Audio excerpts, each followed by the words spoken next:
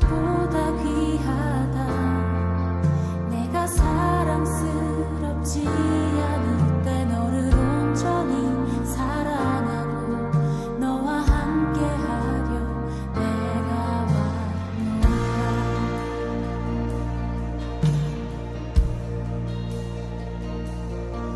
주의 사랑, 이 사랑은 결코 변치 않아. 모든 계절 돌고 시네. 푸른 마르고 꽃은 시드나 주의 말씀은 진실해. 실수가 없으신 주만 바라라. 다 함께 찬양합니다. 주님의 나라와 뜻이 나의 삶 속에 임하시며 주님 알기를 주만 보기를 소망해.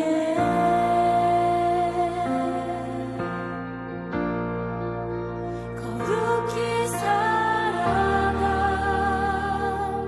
힘과 두려움 없는 믿음 주신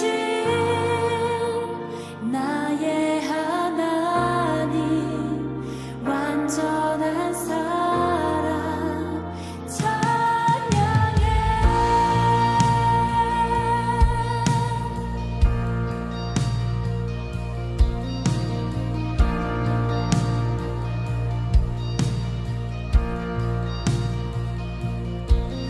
나의 사랑,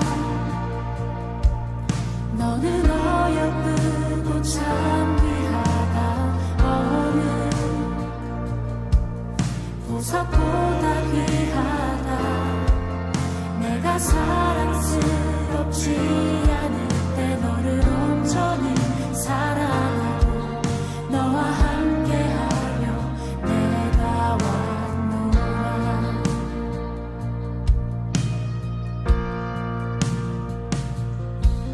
주의 사랑,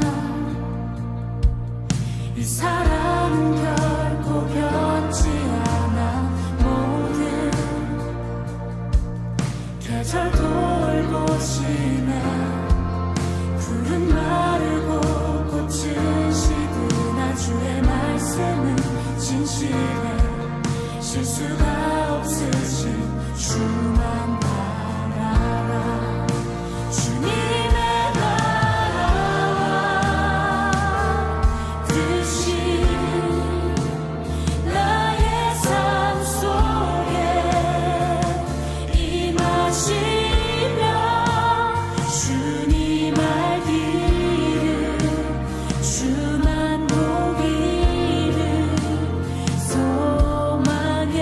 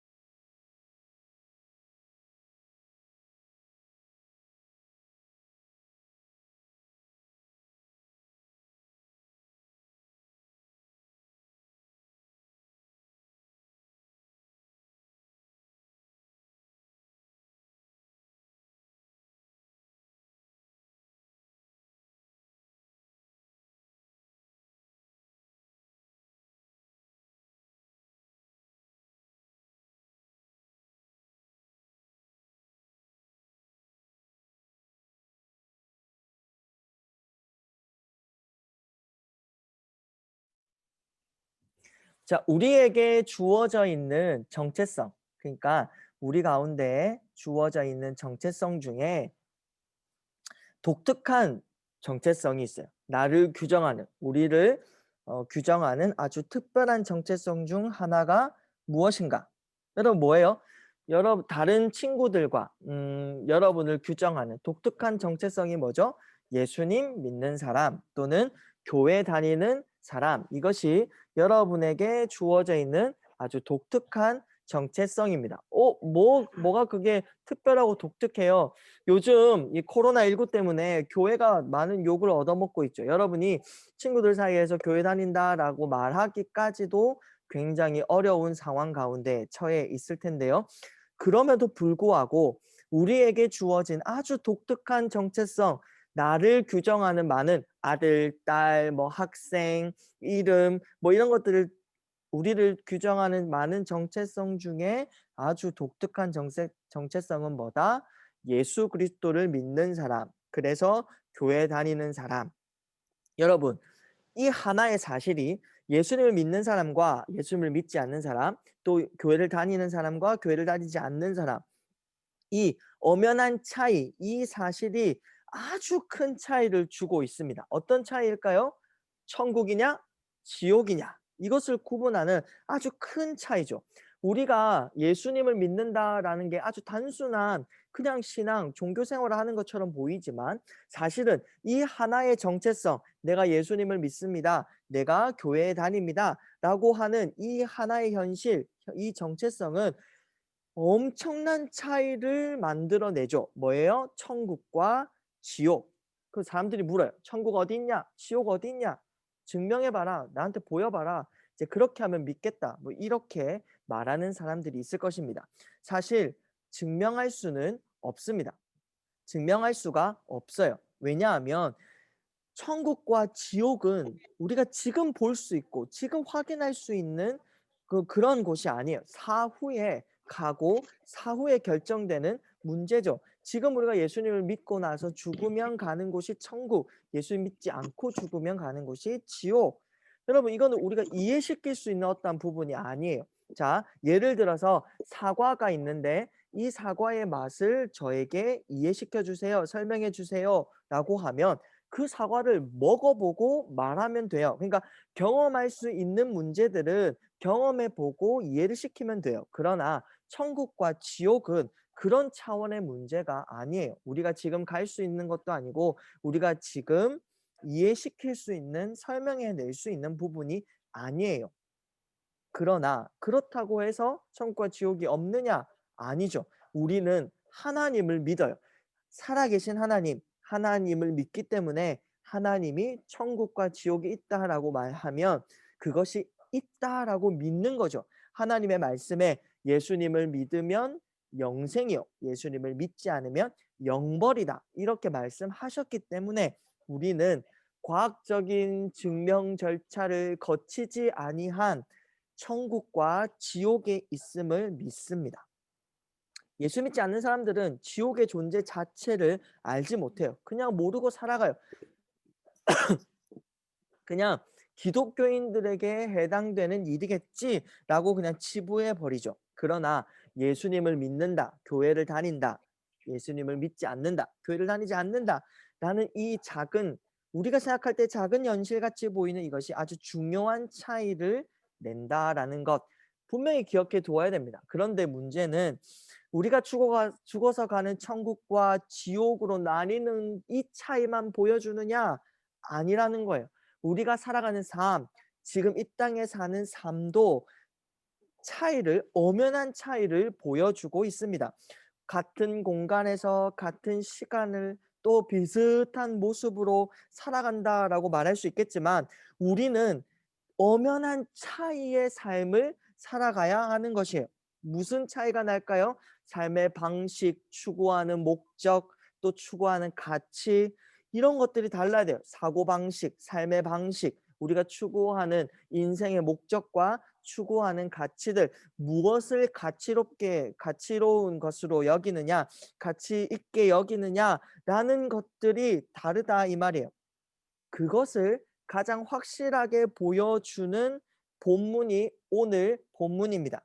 천국, 하나님의 나라. 그러니까 하나님이 통치하시는 나라가 천국인데 그 하나님의 나라 안에 예수 그리스도를 믿음으로 하나님 나라 안에 살아가는 사람과 그냥 하나님 없는 세계에서 하나님을 잊은 세계에서 하나님을 알지 못하는 세계에서 사는 사람들의 차이가 무엇인지를 오늘 본문을 통해 확인할 수가 있습니다. 여러분 잘 보시면서 함께 말씀을 나누어 보고자 합니다. 오늘 성경을요 잘 보면서 이제 여러분들 말씀을 잘 들으면 좋겠는데요. 오늘 본문이 굉장히 중요합니다. 마태복음 20장 1절을 먼저 보시면 뭐라고 되어 있어요? 천국에 대해서 설명을 하는데 천국은 마치 품꾼을 얻어 포도원에 들여보내려고 이른 아침에 나간 집주인과 같으니 여러분 천국을 설명할 때 막 황금 보화길이 깔려져 있고 막 문마다 다 진주 보석이 있고 막 뭐 나무의 열매들은 다 다이아몬드고 뭐 이렇게 설명하고 있지 않죠?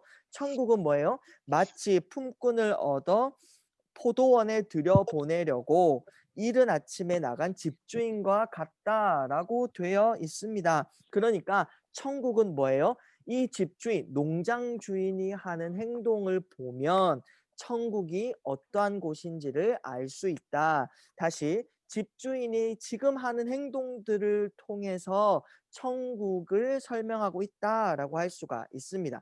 이 농장 주인이 하는 행동을 보면 천국이 하나님의 나라가 어떠한지를 분명하게 알 수 있습니다. 성경이 원하는 대로 한번 농장 주인이 하는 행동들을 따라가 볼까요? 처음에 농장 주인이 하는 행동은 아주 상식적이에요. 포도원의 이제 주인인데요. 이 포도 수확 시기가 되면 많은 일꾼들이 단시간에 한꺼번에 필요해요. 왜냐하면 포도는 이렇게 물렁물렁하잖아요. 때가 되어서 빨리 거두지 않으면 물러서 터져버려서 상품 가치가 없어지죠. 그래서 포도원 주인은 이 수확 시기가 되면 일꾼들을 찾으려고 이제 장터로 나가요. 그런데 처음에 농장 주인의 행동은 상식적이에요. 자, 1절에 다시 보면 이른 아침에 일꾼을 구하러 나가요. 이거는 뭐 이상한 점이 없죠. 여러분, 하루의 일과 농장 일이라는 것에 거의 새벽 끝나고 아침이 딱 밝아올 때서부터 시작해서 해 지기까지 일을 하잖아요. 그래서 일꾼들을 구하는 이른 아침에 나간 이 농장 주인의 행동은 뭐 별 다른 게 뭐 하는 거야? 없습니다. 그리고 한 데나리온씩 챙겨주겠다라고 약속을 하죠. 한 데나리온의 돈도 굉장히 상식적인 수준입니다. 보편적으로 일꾼이 하루 버는 일당을 말해요. 최소 시급을 잘 맞춰준 그런 액수가 되겠다라는 거죠. 문제는 그다음부터 시작됩니다. 그다음부터가 이상해요. 3절부터는 이제 시간이 나와요. 농장 주인이 장터에 나가서 일꾼을 구하는 시간이 나오는데 제3시, 제6시, 제9시, 제11시. 자, 이 3시, 6시, 9시, 11시 이렇게 되어 있는데요. 여기에 숫자 6을 더하면 오늘 우리가 쓰는 시간이 돼요. 그러니까 제3시는 플러스 6 하면 9죠. 오늘날로 따지면 오전 9시. 6시는 언제예요? 6시는 언제예요? 6에 6을 더하면 12시. 자, 점심 먹을 시간에 또 가죠. 제9시는 오후 3시. 제11시는 오후 5시. 일 다 끝날 시간에 또 일꾼을 구하러 나가죠. 여러분, 9시, 12시, 오후 3시, 오후 5시 이렇게 4차례나 일꾼들을 구하러 나갑니다. 하루 종일 일꾼들을 불러다가 포도원으로 들여보내는 게 지금 집주인이 하는 일이에요. 그리고 어떤 사람을 불러들이고 있나요? 3절부터 6절을 보시면 똑같은 반복되는 일꾼들을 설명하는 내용이 있어요. 거기 한번 줄을 그어 볼까요? 제3시에 나가보니 장터에 놀고 서 있는 사람, 또 6절에 종일토록 여기 놀고 서 있느냐, 놀고 서 있는 사람을 데리고 와요. 여러분, 왜 놀고 서 있었을까요? 여기서 말하는 놀다라는 말은 시간을 그냥 허비하다라는 그런 뜻을 가지고 있어요. 왜 놀 수밖에 없어요? 그냥 놀자고 나온 게 아니라 놀 수밖에 없는 상황에 처해 있는 거예요. 왜요? 아무도 자신을 일꾼으로 써 주지 않으니까 놀 수밖에 없죠. 집에도 돌아가지도 못하고 시간을 때우고 있는 거죠. 여러분, 주인들이 다 일꾼들을 보면 아무도 써 주지 않으니까 그냥 놀고 있을 수밖에 없어요. 주인들이 일꾼들을 쭉 보면 어때요? 일을 잘할 사람, 또 경험이 많은 사람 그냥 한눈에 알아볼 수 있어요. 그런데 오늘 이 포도원의 주인은 이상하게 놀고 서 있는 사람, 다른 사람의 선택을 받지 못한 사람을 자기 포도원에 채용을 합니다. 아니 지금 포도 수확 시기가 아주 급박한 상황 가운데 일 잘하는 일꾼들을 들여보내야 될 거 아니에요? 그런데 선택받지 못하는 뭔가 좀 부족한 능력이 좀 모자란 사람들을 불러다가 일을 시키고 있습니다. 또 4절에 보면 이 단어에는 꼭 별표를 쓰세요. 4절에 보면 상당하게 주리라. 즉 이 시급을 상당하게 쳐서 주겠다라는 것입니다. 여러분, 시급이라는 건 또 일당이라는 건 일한 만큼 받는 게 일당이에요. 능력대로, 시간대로, 노력대로 일한 만큼 받아야 그것이 공정하고 정당한 것이죠. 책정된 대로 받아야 되는 것이죠. 자신의 능력과 자신의 노력과 자신의 시간과 자신의 힘대로 일한 대로 일당을 받는 것이 공정하고 정당합니다. 그런데 사실 이 상당하게라는 원어의 뜻은 공정하다, 정당하다라는 뜻이에요. 우리 한글 번역이 조금 잘못되어 있지만 왜 상당하게라고 말했냐면 이 일꾼들이 일한 만큼 받은 게 아니라 더 상당하게 받은 것이기 때문에 한글 번역은 상당하게라고 하고 있지만 헬라어는요. 원래는 공정하다, 정당하다. 이 포도원 주인이 이 일꾼들에게 주는 이 일당이 정당하다라고 말하고 있는 거죠. 일꾼으로서는 능력이 충분하지 못한 사람, 다른 주인들이 선택을 하지 않는 사람, 남아있는 사람, 부족한 사람들이 시간의 편차를 두고 일을 하는데도 일당은 상당하게, 공정하게 지금 지급되고 있다라는 것을 볼 수 있습니다. 오후 5시에 들어온 사람 일 얼마 안 했을 거예요. 오후 5시쯤 되면 일을 다 마치고 정리하는 시간이에요. 그런데 그 사람도 뭐예요? 한 데나리온, 하루 종일 일한 일당을 받아갑니다. 주인은 5시에 온 사람부터 돈을 챙겨줘요. 여러분 이게 공정해요? 이게 정당할까요? 그런데 천국은 이것이 정당하다, 공정하다라고 말하고 있습니다. 집주인의 이런 행동이 일을 얼마 하지 않은 사람에게 지급된 한 데나리온의 일당이 공정하다라고 말하고 있습니다. 여기서 하나님의 나라와 세상 나라가 차이를 보여주고 있습니다. 여러분 세상은요. 보상, 일한 대로 보상을 해줘요. 내가 노력한 대로 보상을 받아야 돼요. 내가 5만 원짜리의 물건을 샀으면 그 물건은 5만 원의 가치를 나에게 줘야 내가 만족을 합니다. 회사에서 사람들을 뽑을 때에도 우리 회사에 이익이 될 만한 사람, 손해 끼칠 사람들은 절대 뽑지 않죠. 이익이 될 만한 사람, 유익이 될 만한 사람, 우리 회사에 어, 손익, 그러니까 이익을 높여줄 사람, 그러한 사람들을 뽑는 것이 세상의 기준이에요. 그러니까 세상은요, 경제적인 논리에 따라 움직이는 것이 세상이죠. 일한 만큼 보상해주고, 내가 일한 만큼 보상을 발하고, 내가 산 물건의 그 값만큼 그 물건의 가치를 내가 만족스럽게 누리기 원하는 것이 세상의 가치입니다. 여러분이 살아가는 우리가 함께 섞여서 살아가는 세상의 논리가 그렇다 이 말이에요. 돈이 더 많이 주는 것이 더 가치가 높아지는 것이 세상이죠. 이해되시죠? 여러분 납득이 되시죠? 천국은 그런데 달라요. 천국은 하나님의 나라는, 하나님이 통치하시는 나라는 이익 중심의 가치를 논하지 않습니다. 뭔가가 일한 만큼 보상이 주어지는, 내가 헌금한 만큼 복이 주어지는 곳이 하나님의 나라가 아니에요. 그러면 많이 바친 자는 많은 복을 받겠죠? 하나님께 많이 드린 자는 많은 복을 받아야 되는데, 하나님의 나라는 그런 나라가 아니다라는 거예요. 하나님의 나라의 핵심 가치는 뭐다? 은혜다. 일을 많이 했건 일을 조금 했건 하나님의 부르심을 받아 하나님의 세계로 들어온 자들에게 주어지는 것은 은혜다. 일을 잘하는 사람도, 일을 못하는 사람도, 일을 많이 한 사람도, 일을 적게 한 사람도 다 주인의 은혜 아래 있는 것입니다. 여러분, 하루 벌어서 하루 먹고 사는 사람들의 그 마음의 정서적 안정감은 어떨 때 들까요?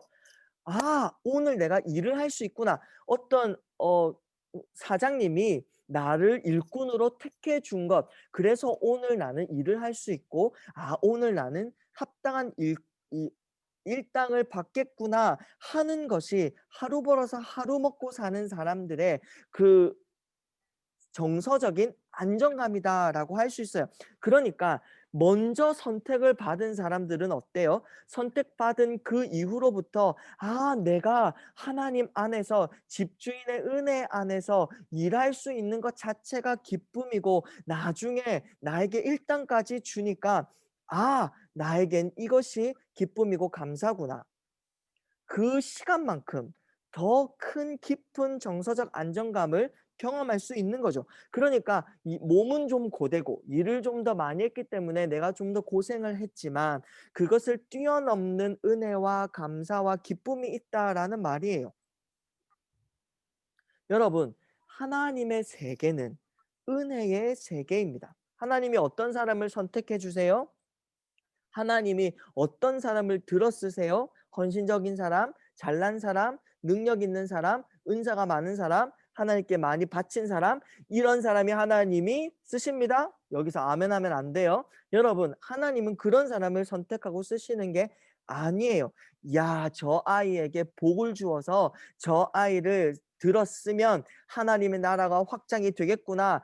이익 중심과 유익 중심의 가치 판단을 하시는 분은 하나님이 아니십니다. 하나님의 가치 기준, 하나님의 선택 기준, 하나님이 우리를 구원하시는 기준은 뭘까요? 이 답을 하시는 분에게는 소정의 목사님의 사비로 선물을 드리겠습니다. 하나님이 사람을 선택하고 부르시고 은혜를 베푸시는 기준은 무엇일까요? 자, 지금 담임쌤에게 카톡으로 답을 전달하시기 바랍니다. 10초의 여유를 드리겠습니다. 하나, 둘, 셋, 넷, 다섯, 여섯, 일곱, 여덟, 아홉, 열. 근호가 질문이 뭐였냐고 묻죠. 자, 하나님이 사람을 선택하시고 들어 쓰시고 또 하나님이 자기의 세계로 불러들이시는 그 사람을 선택하는 기준과 가치와 그것이 무엇이냐라는 거. 뭘까요? 사랑입니다. 세상은 이익 중심의 가치 판단을 해요. 이 사람하고 친구가 되면 내 인생에 도움이 될 것이냐.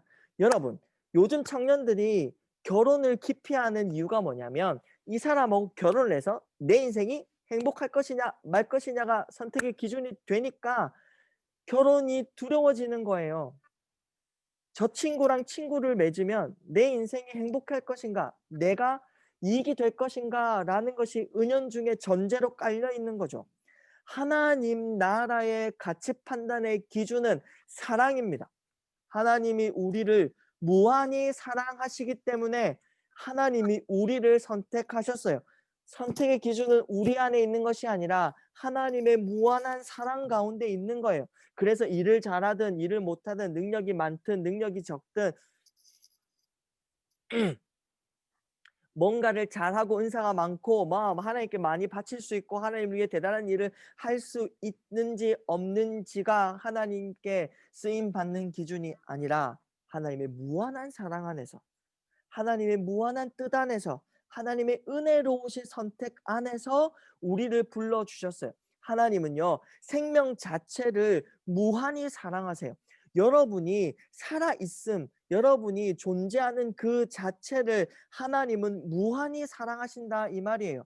여러분, 이거는요, 우리가 살아가면서 쉽사리 경험해 볼 수 없는 사랑이에요. 하나님을 만나야 경험할 수 있는 사랑입니다. 그 은혜로운 선택 위에, 하나님의 무한한 사랑의 부르심 위에 우리의 인생은 건설해 나가야 하는 것입니다. 여러분, 하나님이 우리를 어떻게까지 사랑하셨어요? 자기 아들을 이 땅에 보내사 그 아들을 죽이고 우리를 살려내시기까지 거부할 수 없는 그 무한한 사랑으로 우리를 사랑하셨죠. 여러분, 하나님이 목사님 같은 사람을 통해서 뭘 얻으시겠다고 그렇게까지 사랑하실까요? 목사님 같은 사람을 통해서 뭘 하나님이 얻으실 수 있기 때문에 하나님이 저를 선택하셨을까요?